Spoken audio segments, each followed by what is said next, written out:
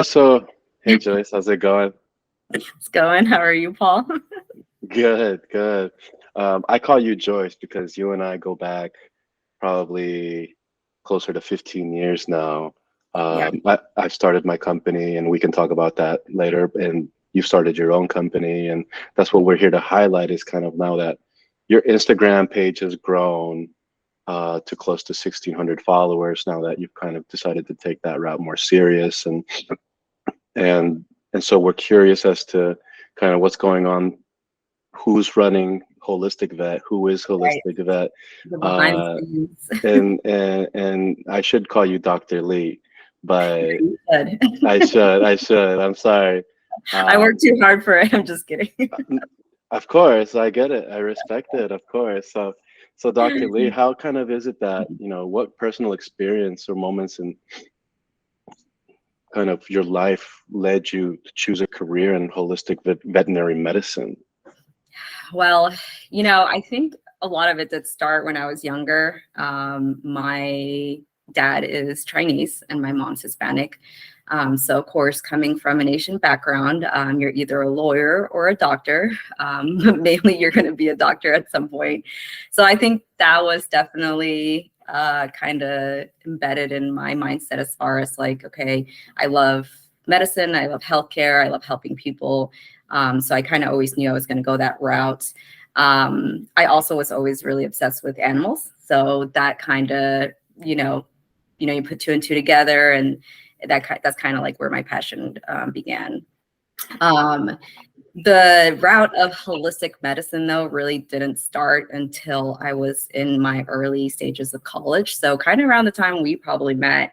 Full disclosure, I had breast implants. I had them for about 14 years. I just recently explanted about 3 years ago, I would say now. And, the first few years, of course, usually it just depends on everyone, but I didn't have any issues with it. They were amazing. And um, yeah, so, I was healthy, everything was good. But there was a moment in college, I think it was around the time that I started doing my master's after I finished my undergrad in communication studies, that I started having issues with like skin rashes. And so it was something that was affecting my whole body. I started seeing multiple dermatologists. A lot of them couldn't even tell me what was going on. I remember very distinctly there was this one that specifically told me that I had a case of gork, and I was like, okay, well, what's that? And he goes, God only really knows. And after that, I was just like, oh my God, okay, this is great. This is who I'm working with. But we ended up doing biopsies on my skin, which is usually the route we go when we're not too sure exactly what's going on. And it ended up being that I had basically a really severe case of psoriasis and eczema. And when we're looking into those kind of situations, usually those kind of things develop due to like an autoimmune response. So I do think that my implants were causing, that with the stress of school and stuff like that, some kind of inflammatory process that was causing me to have these rashes. The dermatologist really at the end of the day was only giving me steroids and steroid creams, which at the end of the day, we know that, not to, talk bad about pharmaceuticals because at some point they are needed in certain situations. But they're going to cause a lot of side effects as well too. And so it wasn't really helping me much. That's when I kind of had to pursue my own way of treating myself. And at the time, juicing was actually something that was becoming really popular. There was a few documentaries that were coming out about juicing and how you can sometimes with that reverse the effects of certain disease processes that are happening within your body. So basically, I did 30 days of juicing nonstop with nothing else. And then I ended up seeking a homeopathic doctor from India that shipped medications to me. And I started taking them at the same time too. That with the juicing for the 30 days literally cleared my skin completely. And since then, I never had that kind of type of like reaction within my body. So I kept having the implants, 14 years passed, and really that was the only severe thing that ever happened to me. But I do think that that was the point in my life that pivoted me into believing into more, food as medicine, more alternative medicine, and homeopathic ways like that of treating yourself. So yeah. And so to backtrack a little bit, you said that your undergrad, you were working on your master's in communication. Your journey to veterinary school wasn't very linear, was it? It was uh, kind of like a lot of us, I imagine, to where like we don't know what we're doing when we're in college, and we don't know what route we're supposed to take, and what we're supposed to study, or whether or not we follow our passion, or like minorities like us, we try to impress our parents, right? So so it's like, do we want to impress them, or do we follow our own passions? Because sometimes those two don't line up, and that's very true as far as visions go. So why don't you tell us about like your collegiate journey? Where did you start? Or you graduated high school, you knew that you probably, go ahead. Yeah, so I'm glad you actually asked that, because it definitely was not linear, like you said. My high school, I grew up in Houston, Texas. And I started my high school journey in High Tower High School, which is in Missouri City, of the outer skirts of Houston. During that time, I was, I guess, considered a bad kid. Maybe we'll cut this part out. We'll re-edit it. You wish. We're keeping everything. This is all going to get, this is all good. But I ended up actually transferring to military school in New Mexico Military Institute. And that's where I got my high school degree in 2005. At that time, I was definitely thinking I was going to track vet med. I had been accepted to Texas A&M's program of zoology. And so in 2006, I went ahead and started that program, moved to A&M College Station. That's kind of where I started realizing that things weren't as easy. Science classes and those type of degrees, they're a lot of work and dedication. And, when you're in these type of schools where there's 200 students and basically like what do we call them? Like a stadium, like lecture. And that's an Aggie school. It's renowned for, its work in veterinary medicine. And so, you're taking chemistry 101, and unless you're like doing tutoring and taking extra classes and really getting some study groups and things like that, you're going to struggle. And so I basically failed chemistry, and I was starting to fail some other classes. And my dad basically told me, hey, like, is this something that maybe you need to reconsider? Maybe, science is not for you, which is really rare for an Asian parent to tell you. But, he was very supportive throughout my whole life. And so that was something that ultimately I was like, well, maybe it's not for me. And so I completely changed my major.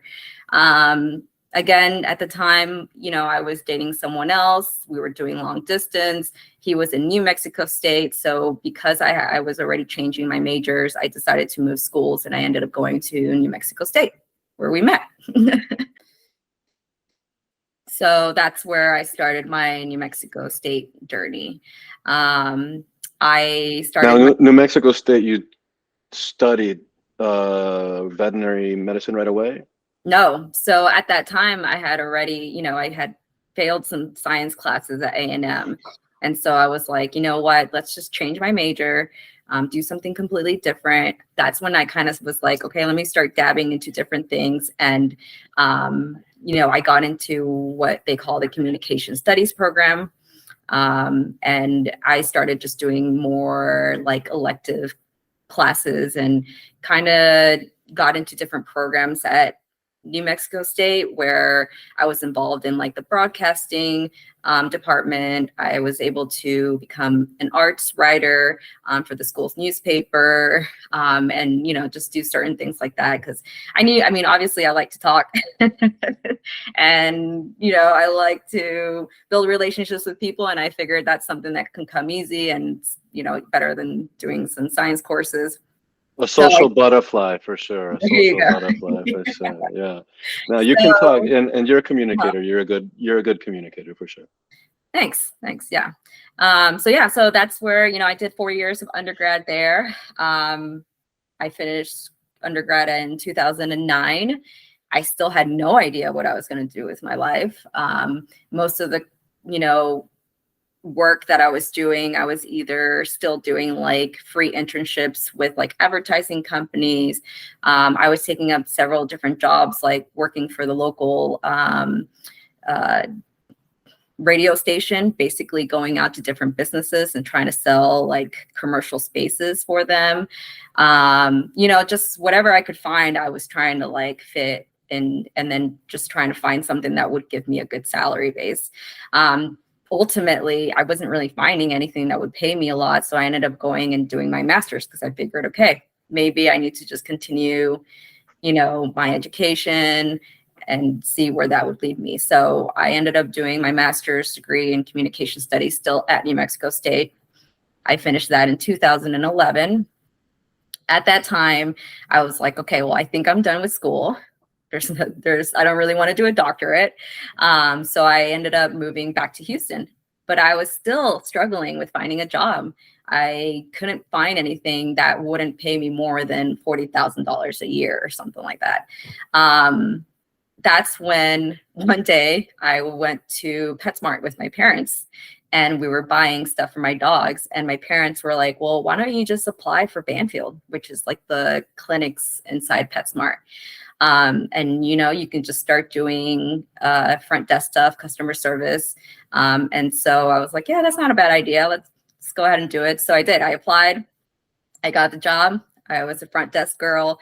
I basically was the receptionist. So I would take in calls, call in for reminders, things like that.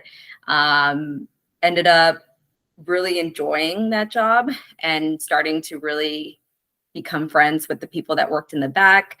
Then the lead vet tech ended up, recommending me to move and do some stuff in the back and become a vet assistant. So then I got a certification for that. And then I got hired basically as a vet tech on the back in Houston. I ended up working maybe for, I would say almost a year until I realized, you know what, I think that I do love this field and I would love to try to make it work again. So it was basically a little bit humbling because I had gone through all this schooling and I felt like I was going basically back to square one. I mean, yeah, you went all the way to postgraduate, and then now you're starting over almost. Yeah, now I'm doing reception at an animal hospital. That, and then, I mean, career-wise, education-wise, you'd be Yeah. kind of having to start from the beginning in some classes, right? Yeah. Oh, yeah. And I mean, it's scary, right? Because at the end of the day, you don't know if you're going to make it or if you're going to get accepted into vet school. So this is like a risk that you're taking on. And, I already tried it once and I failed. Like, what's the difference now, between now and then and why is it that I'm going to make it now? But, I ended up just getting some confidence. And of course, with the support of my parents, they helped me a lot financially. And I actually, at first, enrolled to the University of Houston because I was going to try to do my prerequisites in Houston because I was already there. But the University of Houston didn't have an animal science program. So I was going to be missing a few core classes that I would need as my prerequisites for vet school. So at that time, I disenrolled and then I decided to just move back to Las Cruces and then finish my prerequisites at that time. Basically, I went back to undergrad. I was pursuing an animal science degree, so a second bachelor's at the time. And it took me about a year and a half before I got all my prerequisites done. And then I had enough to be able to apply to vet schools. So I got my prereqs. And basically at that time, I ended up applying to a few schools, some in-state and then some out of state. Well, I guess we would call them international schools, but I ended up getting waitlisted for Oregon State. And then got denied for, I believe, Colorado and Texas A&M, and then got accepted to Ross University School of Veterinary Medicine. So ultimately, that's where I ended up applying or getting accepted. Attending, right? And this is in the Caribbean, right? Yeah. So I ended up getting accepted to Ross University. And I started that journey in, I believe, 2014. Ross University is what they call an accelerated program. So it usually takes about 3.5 years or so instead of the normal 4 years for you to finish veterinary school. But for me, I had some moments of struggling, again, like we talked about, my journey wasn't linear. So, I got accepted, which is a huge win. But that was also the beginning of some hard times as well, too. So my first semester at Ross, you take about 4 or 5 classes. I ended up failing my anatomy class that first semester. And whenever you fail at Ross, what happens is that you get held back with that semester that you're with, and then you start with the next one that comes in. But meanwhile, you have to just repeat that one class that you failed. So a whole semester was just dedicated to anatomy.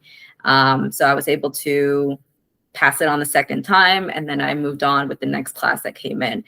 They do this like color coding system. So I started with what we call the red class, and then I got moved down to orange. There's a total of 7 semesters. So then, every semester I was able to do pretty good. I got really fortunate that I had a lot of great friends that helped me study. So I didn't have another episode of failing until I got to my 6th semester. That semester, I ended up failing my surgery class, surgery 1. So again, it was the same situation where I was with orange, which was actually, that time was really hard because all of my friends were going into the 7th semester, and after that, they were going to be put into their clinical rotations into the school of their choosing. So a lot of my best friends that I stayed with during the whole time with my orange class, they were going to be leaving me. So I ended up again having to repeat surgery only. And then I restarted my last semester at Ross with the blue class. And in 7th semester, everything went really well. I was fortunate about that. I ended up passing. And then, they have a system where you basically choose your top 3 schools that you want to go based on, what your requirements are, what you want to specialize in, and then also how you did as far as like what your GPA looked like during vet school and things like that. I ended up putting Louisiana State University as my first choice, and I got really lucky that I got accepted there. So that was also really exciting because I knew I was going to be going and starting my clinical year in Louisiana. What happens next? So vet school during my clinical year rotations, I actually ended up killing it. I think that's kind of where I gained a little bit more of my confidence, because it wasn't just like studying. It was more of that hands-on work. And, I was getting lots of A's and things like that, which were really rare during vet school. But yeah, I did really well. I learned a lot. I had a lot of elective courses. And, can't really say anything negative as far as like, any struggles and stuff that I had during that time. After I finished my clinical year, then I finally graduated. I went to our graduation ceremony that was in place in Florida. And now basically the journey of starting for my national boards began. That is a whole other story. Talk about another roller coaster ride. That test is really hard. It took me a total of 3 tries before I actually completely passed and got my license. The first 2 times, it's funny because the first time I took it. These are your boards, right? We're talking about? Yes, yeah, our national boards, yeah. The first time I took it, you don't know what you're really going to go into. So I wasn't too surprised that I hadn't passed it, but yet it was still a big blow because you're in these Facebook groups where everyone's like, basically, you get your results, everyone on the same day. And you're seeing people posting that they passed and all these amazing things. And then you open yours and you're like, soul crushing, yeah. soul crushing. The I world is know. ending. I'm like, what am I gonna do with myself? Yeah, you just want to do something crazy. Yeah, so that was really hard. Again, you have to just pick yourself up and really, again, success is just like the sum of your failures. And you've gotten this far, you can't give up. You got to keep going. The second attempt was again in Houston. I remember this one more vividly just because I went and did the exam with a girlfriend of mine named Katrina. And we were getting ready to go to our exam, but we wanted to get some McDonald's before. So we're going through the McDonald's drive-through and I'm driving my parents' truck and I don't make the turn wide enough. So the side of the truck ends up hitting like this bar and you just hear the car get like this huge scratch all along it. It was the worst thing ever. I remember going to the exam and being like, just thinking about the car, like my dad's gonna kill me. Like, I can't believe, like I did. Not the state of mind you need to be taking the exam of your life, No, and for sure. definitely not. Yikes, you would do that. God. Hey, I'm actually a pretty good driver, but Yeah, well, we'll stay away from stereotyping on this podcast. yeah. So you didn't tell McDonald's, hey, I messed up your box out there or your pole or messed up my truck. Yeah, you Trust just me, kept going. there's been plenty of trucks and cars that hit it because that motherfucker was scratched to the max. So you went, you got your chicken nuggets and then you went to take your test. Yeah. It's one of those too where it's like I noticed it, I hit it, and instead of just like backing away and then trying to readjust, I just kept going. I'm not gonna knock on you. I think everybody's low key paranoid of hitting those and scraping the side of your car with those things, no matter where you go. But you did it. Congratulations. Yes. Yeah. Okay. You kept so you kept going. You kept going. You scraped it more. You didn't back up and readjust. You just kept going. Okay. Yeah. Exactly. Wow. Wasn't too surprised when I got that second failure in the email. But again, soul crushing, you're like, fuck, like, how many times am I going to have to retake this? And of course, like you only get, I think, about 5 tries. And then after that, you can't take it anymore. Like you can't take it anymore, or you got to wait a year or wait 2 years. 5 tries total. And that's it. Oh. And then 4 years of vet school kind of down the drain, because then what are you going to do with that, right? I mean, you can become a USDA vet, but wow. Yeah. So third time comes, right? I am getting ready to apply for the opening of the third exam. I think that the opening date is a certain, like July, let's say July 15th. But in reality, that was the day that the exam closed. So wow. I go to register and I can't because they already closed it for that window for that time frame. So I have to wait until almost like either 6 months. I can't even remember right now at this point how much longer it was for it to reopen for me to be able to take it on the next window. I'm sure another at least 3 months. At least, yes. So here I am, jobless, like, thank goodness for my husband now, who is basically, taking care of me at the time. Taking one for the team, as he should. Yeah. And, I think at the end of the day, that was a blessing in disguise because it gave me some time to really just be myself and relax and just like take off this stress that I just kept having about, you know, like you fail and then you just go right back into studying. And I think a lot of that, you know, there's a lot of mental pressure that comes with that. And, you know, at the end of the day, I think that ended up doing me some good. Because, you know, I ended up taking some time traveling, and then really getting back into it again when I was ready. And yeah, I studied my butt off for that exam, which the third time when I finally did pass it, I passed it with flying colors, which was amazing. So not only wasn't just like a barely passed it, woohoo, it was like, oh shit, okay, I am pretty smart. Yeah, congrats. I mean, Yeah. you were definitely still worried, I remember. Oh yeah. Right. I mean, you never leave that test thinking I passed. You're gonna leave thinking I failed again. And so now we can talk about post graduation, right? Post getting official, getting licensed, passing your boards. Yes, yeah. So we'll go into that in this next segment here. Let me go Okay. ahead and